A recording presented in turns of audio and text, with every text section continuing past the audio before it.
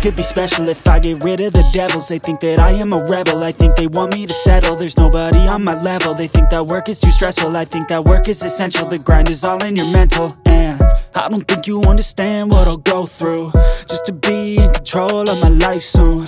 All the negativity, man, I'm immune. I don't really need a mask with all I've been through.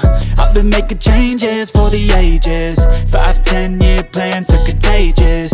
I attack that shit, I'm tenacious. And if you ain't, get the fuck out of my way then.